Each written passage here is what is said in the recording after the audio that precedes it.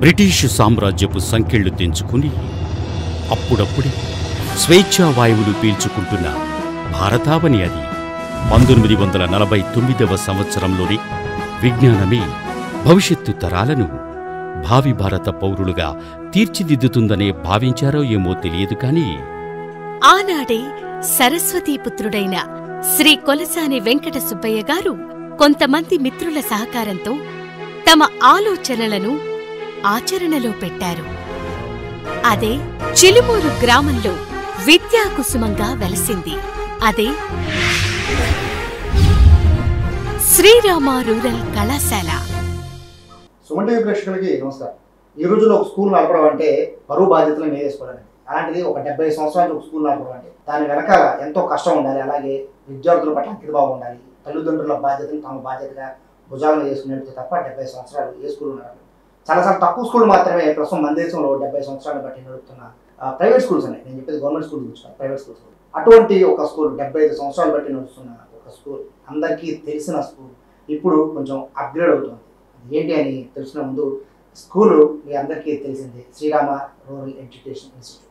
తెనాల్లో అందరికీ బాగా తెలిసిన ఈ స్కూల్ అప్గ్రేడ్ అవుతుంది. అది ఏమవుతుందని తెలియజేయడానికి ప్రస్తుతం మా స్కూల్స్ అధినేత ప్రస్తుతం మనతో ఉన్నారు. తులసి సర్గార్ సార్, నమస్తే. నమస్కారం అండి. సార్, అంటే డిఫెన్స్ వాళ్ళ ద్వారా మన స్కూల్ సైనిక్ స్కూల్గా మారబోతుందని తెలుస్తుంది. సో మన స్కూల్ గురించి చెప్పే ముందు ఈ సైన్స్ స్కూల్ గురించి చెప్పండి.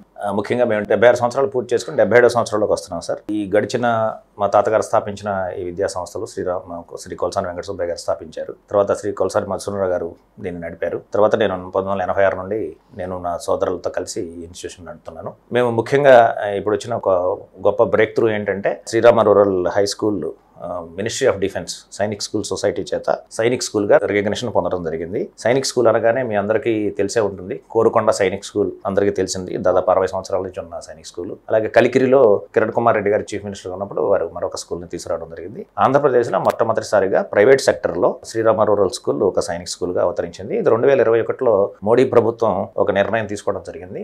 పబ్లిక్ ప్రైవేట్ పార్ట్నర్షిప్లో పీపీపీలో కొన్ని సైనిక్ స్కూల్స్ని ఎస్టాబ్లిష్ చేయాలని వారు ఒక నిర్ణయం తీసుకున్నారు. 2024లో జరిగినటువంటి ఇన్స్పెక్షన్లో తర్వాత మాది రికగ్నిషన్ ఆర్డర్స్ పొందడం జరిగింది. ఈ రోజున నేను కూడా చాలా ఆశ్చర్యపోతున్నాను. యాక్చువల్గా సైనిక్ స్కూల్కి ఒక యూనిఫామ్డ్ ఒక సర్వీస్ చేయాలనే ఉత్సాహం ఎంతమంది విద్యార్థుల్లో ఎంతమంది తల్లిదండ్రుల్లో ఉందనేది నాకు ఈ రోజున గడిచిన కొద్ది రోజులుగా దాదాపుగా ఒక 1200-1300 ఫోన్ కాల్స్ వచ్చాయి. మన రాష్ట్రం నుంచే కాదు, తెలంగాణలో సైనిక్ స్కూల్ లేదండి అసలు. మనకి ప్రస్తుతం 2 సైనిక్ స్కూల్స్ ఆంధ్రాలో ప్రభుత్వ సెగ్మెంట్లో ఉన్నాయి. ప్రైవేట్ సెక్టర్లో 2 సైనిక్ స్కూల్స్ వచ్చాయి, అందులో మనదొకటి అనమాట.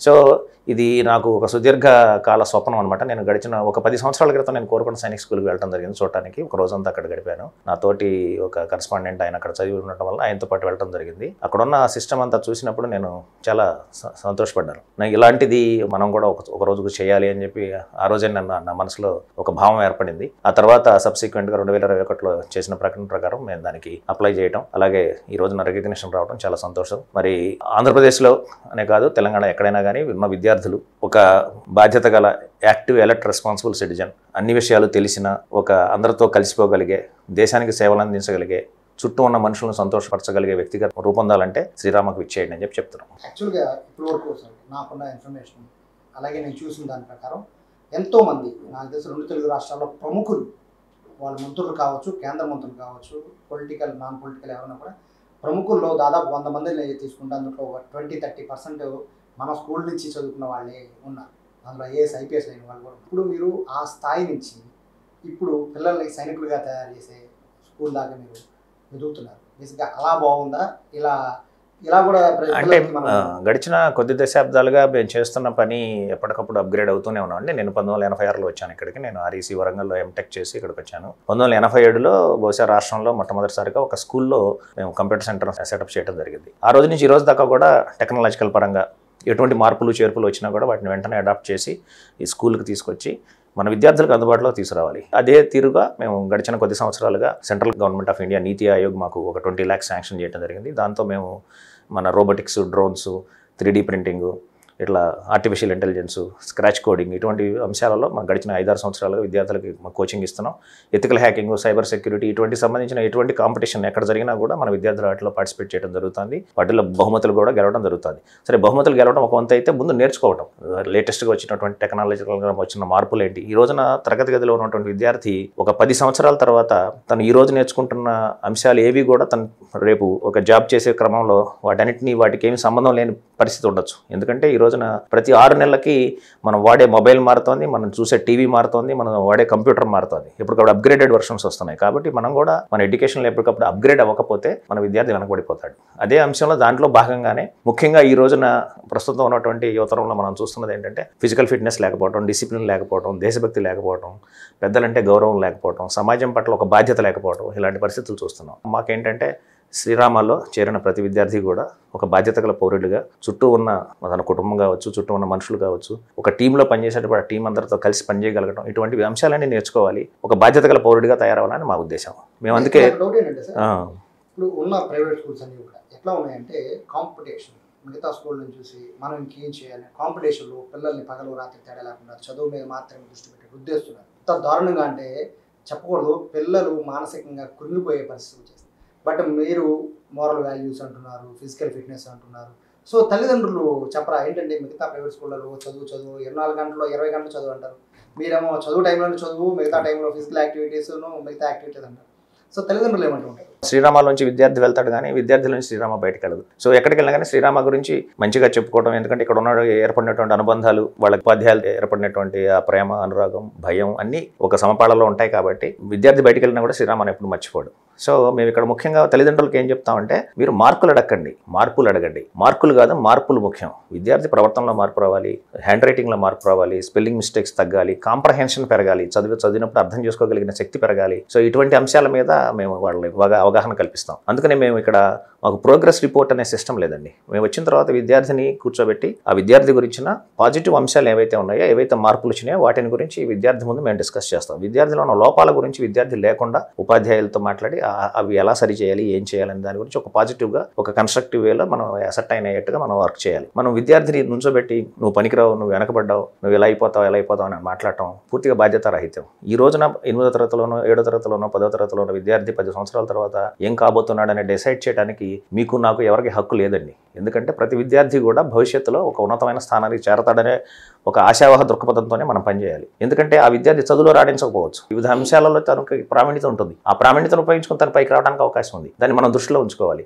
కాబట్టి అరే నువ్వు పనికిరావురా అని ఎవరిని అనడానికి మనకు హక్కు ఉందని నేను అనుకోనండి. తర్వాత ముఖ్యంగా మనం విద్యార్థితో, ఈ ఏజ్ గ్రూప్తో ఉన్న విద్యార్థులతో మనం డీల్ చేసేటప్పుడు ఎంపతి అంటే నేను ఆ విద్యార్థి స్థానంలో ఉంటే, ఆ వయసులో ఉంటే ఇది జరిగినప్పుడు నేనేమనుకుంటాను అనే ఒక ఆలోచన చేయగలగాలండి. సింపతి వేరు, ఎంపతి వేరండి. ఎంపతి అంటే మనం ఆ పరిస్థితిలో ఉంటే మనం ఏం చేస్తాం. సో ముఖ్యంగా విద్యార్థి ఆ దశలో చాలా టెస్టోస్టెరాన్స్, ఆ కెమికల్స్ బాగా బాడీలో ఉంటాయి, చాలా ఇంపేషెంట్గా ఉంటాడు, తొందరపాటుగా ఉంటాడు, ఉద్రేకంగా ఉంటాడు. వీటన్నిటిని కూడా మనం ప్రాపర్గా ఛానలైజ్ చేసి ఏదైతే వాడి దగ్గర శక్తి ఏదైతే ఉందో ఆ శక్తిని ఒక ఆట మీద, ఒక చదువుల మీద, ఒక క్రియేటివ్ వర్క్ మీద, వాటి మీద డైవర్ట్ చేసినట్టయితే వాడు మంచి అద్భుతమైన వ్యక్తిగా తీర్చిదిద్దబడతాడు.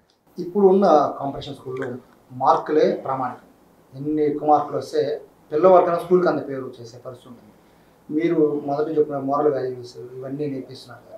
అంటే తల్లిదండ్రుల నుంచి స్కూల్లో జాయిన్ చేయాలంటే తల్లిదండ్రులు ఒకటే చూస్తారు సార్, మీ స్కూల్లో ఎన్ని మార్కులు వచ్చాయి, ఎంత పర్సెంటేజ్ ఉంది అనిపిస్తారు, పిల్లలు ఎంత బాగా ఎదుగుతున్నారు అని ఆలోచించారు కదా. నేనంటుంది మీరు రెసిడెన్షియల్ స్కూల్ మీది. సో పిల్లలు ఇక్కడే వదిలేసి బాధ్యతగా మీ దగ్గర నుంచి తల్లిదండ్రులు వెళ్ళిపోతారు. సో కేరింగ్ ఎలా ఉంటుంది, వాళ్ళ ఎడ్యుకేషన్ కోసం మీరు ప్రత్యేకంగా ఎటువంటి చర్యలు తీసుకుంటారు?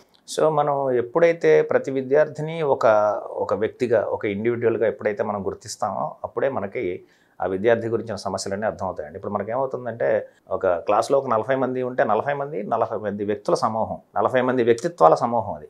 సో ప్రతి వ్యక్తికి ఉన్న వ్యక్తిత్వాన్ని బట్టి ఒక విద్యార్థి ఉంటాడు, ఒక పల్లెటూరు నుంచి వస్తాడు, ఒక డిఫరెంట్ సామాజిక నేపథ్యం నుంచి వస్తాడు, ఫ్యామిలీలో వచ్చిన డిస్టర్బెన్స్ ఉండొచ్చు, రకరకాల నేపథ్యాల నుంచి వస్తారు. సో మనం ముఖ్యంగా విద్యార్థిని చూడగానే మనకు ఆ విషయాలన్నీ గుర్తుంచుకోవాలండి. ఆ విషయాలన్నీ కూడా గుర్తుండాలి మనకి. ఇప్పుడు ఈ అంశాలన్నీ మన మనసులో ఉంటే ఆ విద్యార్థిని మనం పలకరించినప్పుడు ఎప్పుడైతే విద్యార్థి మన దగ్గర ఉన్న ఇంటెంట్, ఉద్దేశం, ఉపాధ్యాయులకి, ఈ మేనేజ్మెంట్కి నాకు బాగా చదువు రావాలి, నేను ఒక మంచి మనిషిగా తీర్చిదిద్దబడాలనే ఒక సిన్సియారిటీ వీళ్ళ దగ్గర ఉంది, వీళ్ళు నన్ను అలా తయారు చేయడానికి వీళ్ళు ప్రయత్నం చేస్తున్నారు అని ఎప్పుడైతే గుర్తిస్తాడో అప్పుడు మా మీద గౌరవం కలుగుతుంది. తనకి గౌరవం కలిగిన వ్యక్తి చెప్పిన పని చేయడానికి ఎవరైనా ఇష్టపడతారు. సో మేము విద్యార్థిని అలా ముందు మాకు ట్యూన్ చేసుకుంటాం. మేము ఎవరన్నా స్టూడెంట్ కనిపిస్తే బాగున్నావా అని అడుగుతాం తప్పితే బాగా చదువుతున్నావా అని అడగం. ఎందుకంటే మనం మీరు 4 సార్లు కనిపించాలంటే 4 సార్లు చదువుతున్నావా అని అడిగితే వాడు 5వ కనపడి పక్కకు పోతాడు. ముందు విద్యార్థి బాగుండాలి. వాడు ఫిజికల్గా, వాడు చేసే భోజనం కావచ్చు, వాడు ఉండే వసతి కావచ్చు, ఇవన్నీ కూడా కంఫర్టబుల్గా ఉంటే వాడు అప్పుడు చదువుకు వస్తాడు. మన ప్రియారిటీస్ ఎలా ఉంటాయి? తల్లిదండ్రుల ప్రియారిటీస్ చదువు తర్వాత మిగిలిన విషయాలు. కానీ ఆ వయసులో ఉన్న విద్యార్థికి ముందు వాడి కంఫర్ట్, ఒక వారంలో ఉందనుకోండి, వాడికి కావాల్సిన ఎంటర్టైన్మెంట్, ఆ స్పోర్ట్స్, ఆ ఫిజికల్గా స్పెండ్ చేయడం, ఆ ఎనర్జీని, ఇవన్నీ అవసరం వాడికి. ఇవన్నీ ఎప్పుడైతే ఉంటాయో వాడు అప్పుడు కంఫర్టబుల్ అవుతాడో అప్పుడు వాడు చదువు మీద ఫోకస్ చేస్తాడు. ఇవి లేకుండా మనకి ఈ రోజున ఏం జరుగుతుందంటే, బయట మీరు ఇందాక అన్నారు డే స్కాలర్ స్కూల్స్ ఉన్నాయనుకోండి, ఆ విద్యార్థికి స్కూల్లో ఒక ప్రపంచం ఉంటే బయట బస్సులోను, బయట స్నేహితులు, రోడ్డు మీద ఉన్న వాళ్ళు, వీళ్ళందరితో ఇంకో ప్రపంచం అయితే ఇంటి దగ్గర ఒక ప్రపంచం. ఇది 3 ప్రపంచాల కలయిక. ఇక్కడ రెసిడెన్షియల్ అయ్యేసరికి ఇదంతా ఒకటే ప్రపంచం. ఇక్కడ ఒక రెజిమెంటేషన్ ఉంటుంది. ఉదయం ఇంటికి లేవాలి, ఈ టైంకి ఈ పని చేయాలి, ఈ టైంకి ఈ పని చేయాలి అని చెప్పి వాడికి ఒక రొటీన్ ఫిక్స్ అయి ఉంటుంది. ఇక్కడ మాకు ఉదయం విద్యార్థులు లేవగానే ఫిజికల్ ఎక్సర్సైజ్ చేయడం, ఒక స్టడీ అవర్ అటెండ్ అవ్వటం, న్యూస్ పేపర్ చదవటం, బ్రేక్ఫాస్ట్ చేయటం, క్లాస్ వర్క్కి రావటం, క్లాస్ వర్క్ తర్వాత మళ్ళీ గేమ్స్కి వెళ్ళటం, గేమ్స్ తర్వాత మళ్ళీ కాసేపు స్టడీ అవర్స్, అట్లా అంటే వాడికి ఆ హోల్ డే కూడా ఒక రెజిమెంటెడ్ టైంలో అంతా ఒక టైం ఫిక్స్ అయ్యి ఉంటుంది కాబట్టి ఆ రొటీన్కి అలవాటు అవుతాడు. నా బాబుని తీసుకొచ్చి మీ చేతిలో పెడుతున్నాను, సో 24 గంటలు నా పిల్లడి మీద ఆలోచన ఉంటుంది. సో ఇక్కడ ఎలా ఉంటుంది అనేది మీరు తల్లిదండ్రులు అలౌ చేస్తారా? అంటే కనీసం ఒక పూటన్నా ఉంచితే పిల్లవాడు ఏం చేస్తున్నాడని తెలిసి పరిస్థితి. చాలా ప్రైవేట్ స్కూల్లో గేట్ బయటే, అంటే బయట ఒక రిసెప్షన్ రూమ్లో కూర్చోబెట్టేసేసి పిల్లవాడికి కాస్త పౌడర్ వేసి తీసుకొచ్చి చూపిస్తారు. అలా కాదు, మీరు రావచ్చు, మా క్యాంపస్ అంతా తిరగచ్చు, మీ పిల్లవాడు ఏవైతే ఎక్స్పీరియన్స్ అవుతున్నాడో ఇక్కడ ఆ అంశాలన్నింటినీ కూడా మీరు కూడా స్వయంగా చూసి ఒక పూట భోజనం చేసి ఇక్కడ ఉండి అన్ని విషయాలు అన్నీ బాగున్నాయి అనుకుంటేనే మీ విద్యార్థిని మీరు చేర్చండి అని చెప్తాం. అంతేగాని మేము విద్యార్థి అడ్మిషన్ కోసం తొందరపడం. ఎందుకంటే ఎన్నో సంవత్సరాల నుంచి విద్యా సంస్థ నడుస్తుంది.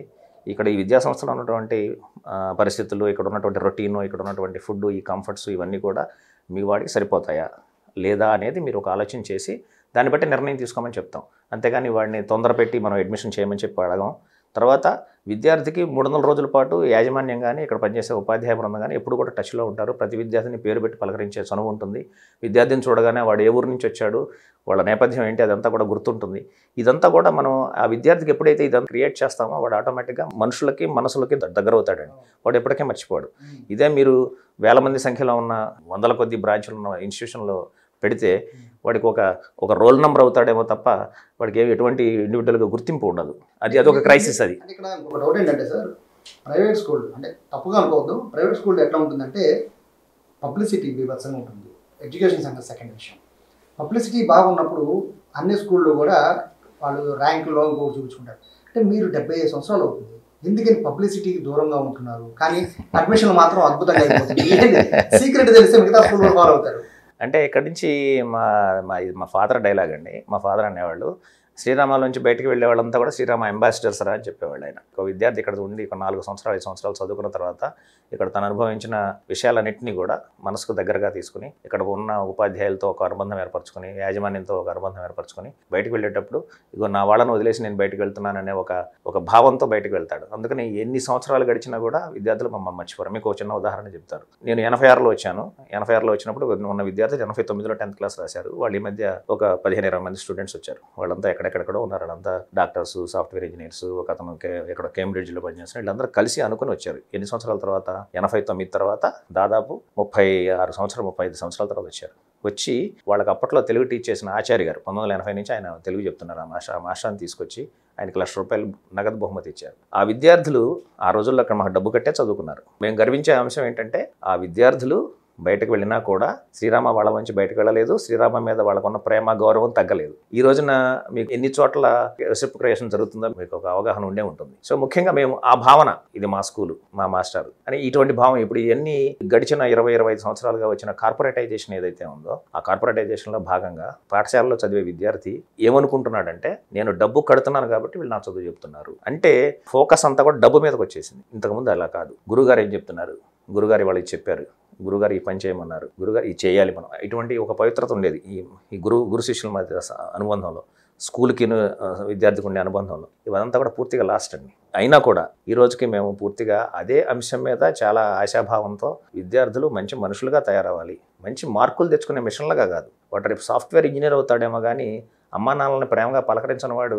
ఏం ప్రయోజనం చెప్పండి. ఈరోజు నాకు ఎంతోమంది తల్లిదండ్రులు తెలుసు, వాళ్ళు ఎంతో ప్రయోజకులయ్యి పిల్లల దగ్గర నుంచి ప్రేమగా పలకరింపు లేక చాలా బాధపడే వాళ్ళు చాలామంది ఉంటారు. మనకి ఒక వయసు దాకా ఆహారం, డబ్బు, ఇంకా సంపదలు ఇవన్నీ ముఖ్యం. కానీ ఒక వయసు వచ్చిన తర్వాత పలకరింపే ముఖ్యం, ప్రేమే ముఖ్యం. ఇదంతా కూడా ఈ రోజున మీకు తెలిసి ఎలా ఉందో వాతావరణం. ఎవరి గ్యాడ్జెట్లో వాళ్ళు, ఎవరి సెల్ ఫోన్లో వాళ్ళు, ఎవరి బెడ్రూమ్లో వాళ్ళు అలా ఇరుక్కుపోయారు. కనీసం ఒక 10-15 సంవత్సరాల క్రితం అందరు కలిసి టీవీ చూసేవాళ్ళు, లేదా అందరు కలిసి ఒక సినిమాకి వెళ్ళేవాళ్ళు, అందరు కలిసి కబుర్లు చెప్పుకునేవాళ్ళు, బయట అరుగుల మీద కూర్చుని కబుర్లు చెప్పుకునేవాళ్ళు, లేదా హాల్లో కూర్చుని కబుర్లు చెప్పుకునేవాళ్ళు. ఈ రోజున ఏమైందంటే వెస్ట్ కుటుంబాలు అయిపోయిన తర్వాత అమ్మా నాన్నలు, పిల్లలు, అమ్మమ్మలు, నాయనమ్మలు, ఇంతకుముందు అమ్మమ్మలు, నాయనమ్మలు, బాబాయిలు అందరూ కలిసి కుటుంబాన్ని తీసుకొచ్చేవాళ్ళు. చిన్నపిల్లల మీద అందరికీ అధికారం ఉండేది, ప్రేమ ఉండేది, ఆ గైడెన్స్ ఉండేది. ఈ రోజున అది లేదు. సో ఈ రోజున మీకు కౌన్సిలింగ్ ఈ మాటలన్నీ వచ్చాయి. ఒక 10-15 సంవత్సరాల క్రితం ఈ కౌన్సిలింగ్ ఎవరు చేసేవాళ్ళు అండి? బాబాయ్ చేసేవాడు, బాబాయ్ చెప్పేవాడు, లేదా మేనమామకు చెప్పేవాడు, లేదా బావకి చెప్పేవాడు. ఈ బావలు, మేనమామలు, బాబాయిలు, తాతయ్యలు, నాయనమ్మలు, అమ్మమ్మలు వీళ్ళే కౌన్సిలర్స్. వీళ్ళకి మించిన కౌన్సిలర్స్ ఎవరున్నారండి?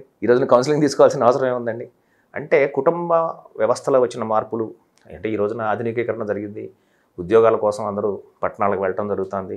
సో ఇది కూడా మనం యాక్సెప్ట్ చేయాల్సిన రియాలిటీయే.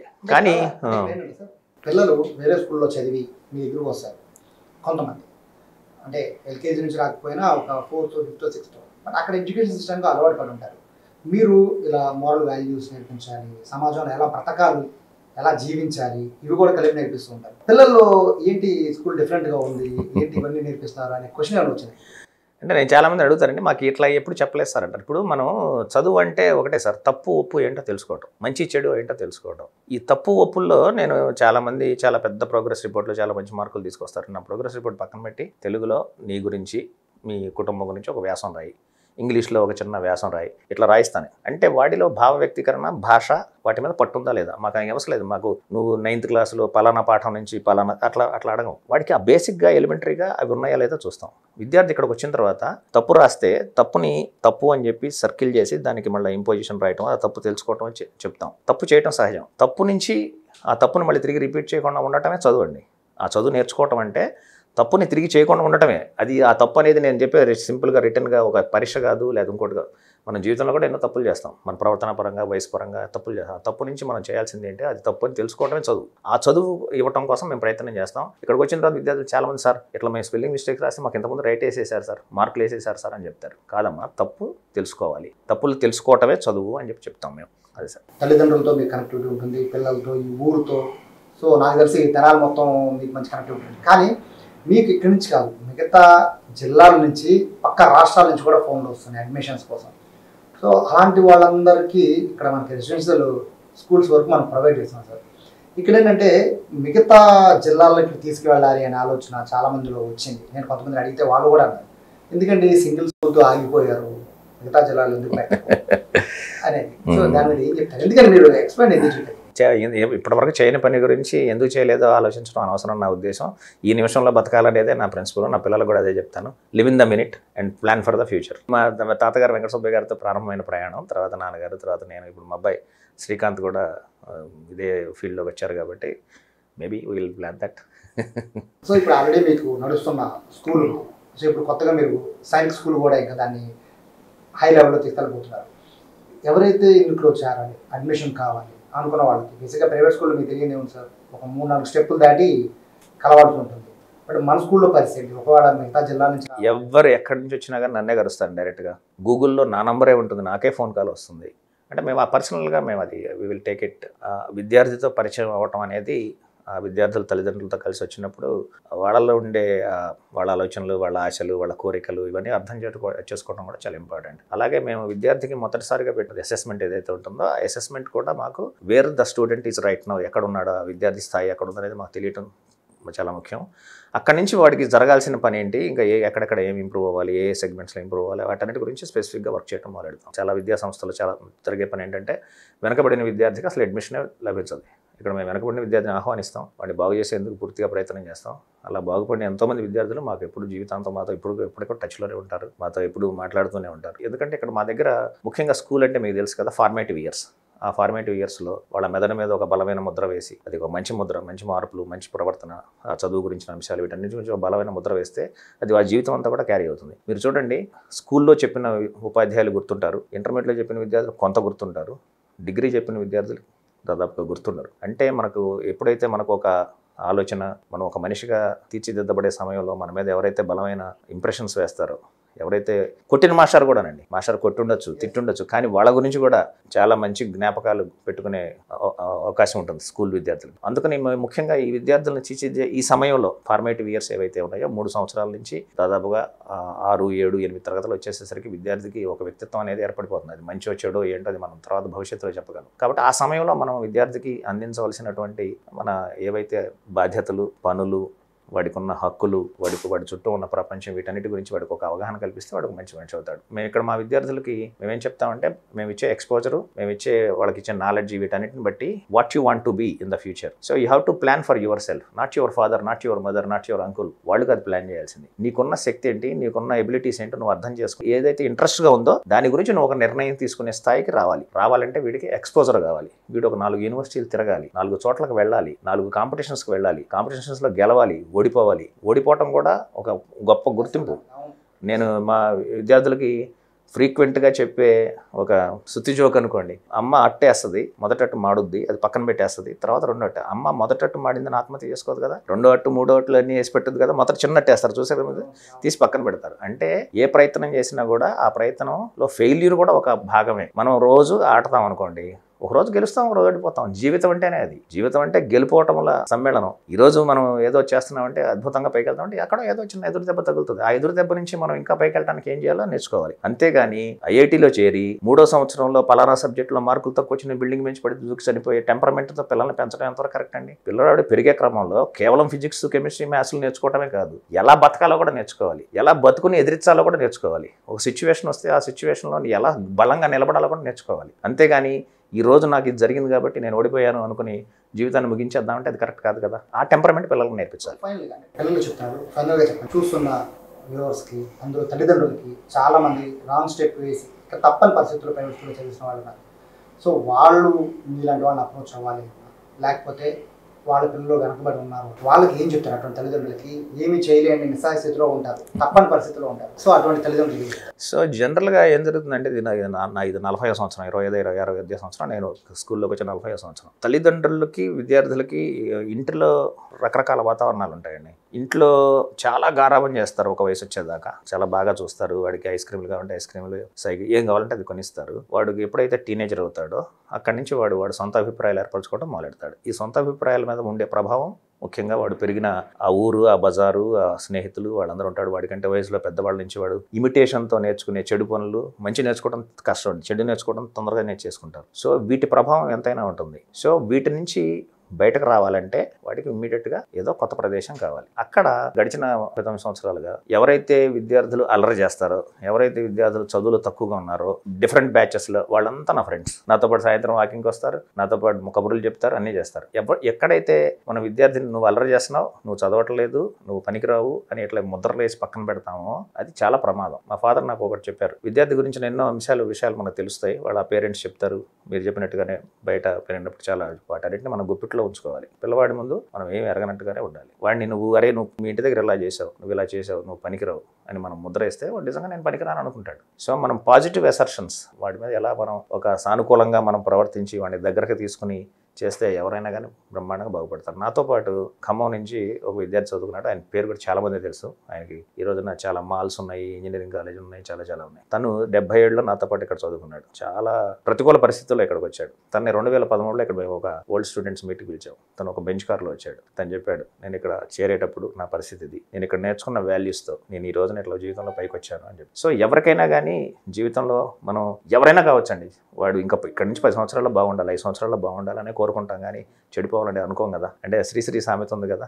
నువ్వు నిప్పులు కక్కుకుంటూ ఆకాశంలోకి వెళ్తే వీళ్ళే, నువ్వు రక్తం కక్కుకుంటూ రోడ్డు మీద పడిపోతే కూడా వీళ్ళే. అంటే ఈ సమాజం నువ్వు పైకి వెళ్ళినా చూసి సంతోషపడుద్దో అసూయపడుద్దో తెలియదు, కానీ నువ్వే మళ్ళీ ఈ రోడ్డు మీద కూడా పడిపోయి నాశనం అయిపోతే కూడా ఇదే సమాజం చూస్తూ ఉంటుంది. అందుకని మనం ఎవరికి వాళ్ళం మన కోసం బతకాలి, మన చుట్టూ ఉన్న వాళ్ళ కోసం బతకాలి, మన చుట్టూ ఉన్న సమాజం కోసం బతకాలి. ఈ అంశాలను పిల్లలకు నేర్పించడం చాలా ముఖ్యమండి. ఈ అడ్మిషన్ల కోసం కొంచెం హై రికమెండేషన్లు లేదా వాళ్ళతో వీళ్ళతో చెప్పించుకోవడాలు, ఎందుకంటే స్కూల్కి ఉన్న నేమ్ బట్టి ఉంటుంది. సో ఒకవేళ అడ్మిషన్స్ కావాలి, ఏంటి సార్ ప్రాసెస్? సార్ ఇప్పుడైతే సైనిక్ స్కూల్కి అయితే all India Sainik school entrance examination జరుగుతుంది. దాంట్లో క్వాలిఫై అయితే కౌన్సిలింగ్లో ministry of defence Sainik school society సీట్లు కేటాయిస్తుంది. ఒక 50% సీట్స్ మాకు మేనేజ్మెంట్ కోటా ఉంటాయి. ఎందుకంటే మా స్కూల్లోనే కింది తరగతి చదువుకుని ఉంటాడు కాబట్టి 5వ తరగతి 6వ తరగతికి మేము ప్రమోట్ చేసుకుని తను కూడా సైనిక్ స్కూల్ ఎగ్జామ్ రాయాల్సిందేను. రాసి ఆ విద్యార్థిని మేము ఎంచుకోవడానికి అవకాశం ఉంటుంది. ఎందుకంటే సేమ్ స్కూల్ కాబట్టి అట్లా 50% విద్యార్థులు మేము చేర్చుకోవడానికి అవకాశం ఉంటుంది. మేము జనరల్గా పాత విద్యార్థి రిఫరెన్స్ లేకపోతే పాత వాళ్ళ రిఫరెన్స్ వాటన్నిటికీ విలువిస్తాం. ఎందుకంటే అందరం మనుషులమే కదండి, చివరికి మానవ సంబంధాలే కదా మనకు ముఖ్యం. అలాగే పోతాం. తర్వాత మనం విద్యార్థులతో కఠినంగా ఉండటం అనే విషయం గురించి చాలా దిద్దుబాట్లు ఉంటాయి. నేను చూసామండి, మా ఫాదర్ విద్యార్థిని పనిష్ చేస్తే మళ్ళీ మరుసటి రోజు దగ్గర తీసుకుని ఎందుకు తను పనిష్ చేయాల్సి వచ్చింది ఏంటి అన్ని వివరాలు చెప్పేవాళ్ళు. ఆ విద్యార్థి వెంటనే కరిగి నీరైపోయేవాడు. నిజమే, నేను తప్పు చేశాను, మాస్టర్ నన్ను పనిష్ చేశారు, కానీ మళ్ళీ వెంటనే దగ్గర తీసుకుని చెప్పారు అని. అంటే ఆ ఇంప్రెషన్ క్రియేట్ చేయడం కూడా చాలా అవసరం అండి. ఒక విద్యార్థిని నిర్దాక్షిణ్యంగా దండించి లేదా డిబార్ చేసేయచ్చు, స్కూల్ నుంచి పంపించేయచ్చు, కానీ మీరు ఒక జీవితాన్నే మీరు మార్చే పని ఒకటి చేస్తున్నారు. ఆ పనిని పాజిటివ్గా ఆలోచించి ఇంకొక అవకాశం విద్యార్థికి ఇస్తే వాడు రేపు బాగుపడితే ఒక జీవితం చక్కబడుతుంది. కానీ అదే విద్యార్థిని మనం నిర్దాక్షిణ్యంగా బయటకు పంపించేయటం, ఏదో చేయటం అట్లా ఉన్నాం. మేము బాగా హ్యుమానిటేరియన్ ఆ విషయంలో. మేము మానవత్వానికే విలువ ఎక్కువ ఇస్తాం, మనుషులను దగ్గరకు తీసుకుంటాం. సమస్య చాలా టైం మాట్లాడించారు. వాస్తవంగా ఈ రోజుల్లో పిల్లలకి పాఠాలు నేర్పించే వాళ్ళు అనేక స్కూళ్ళు ఉన్నాయి, కానీ జీవిత పాఠాలు నేర్పించే స్కూళ్ళు అతి తక్కువ ఉన్న స్కూళ్ళలో ఇటు Srirama rural education academy number 1 స్థానంలో ఉంటుంది. 75 ఏళ్ళ బట్టి స్కూల్ నడుపుతానంటే అది ఆషామాషి విషయం కాదు. కొన్ని వేల మంది విద్యార్థులు ఎక్కడి నుంచి వెళ్ళారు. అందులో కొన్ని వందల మంది ప్రముఖులుగా ఇప్పటికీ 2 తెలుగు రాష్ట్రాల్లో ఉన్నారంటే ఈ స్కూల్ గొప్పతనాది. అడ్మిషన్స్ కోసం కింద ఉన్న ఫోన్ నెంబర్ని సంప్రదించండి. విలువలతో కూడిన పిల్లల జీవితానికి సరైన స్కూల్ ఎంచుకుంటేనే రేపు మీ పిల్లల భవిష్యత్తుకి మీరే పునాది అవుతారు.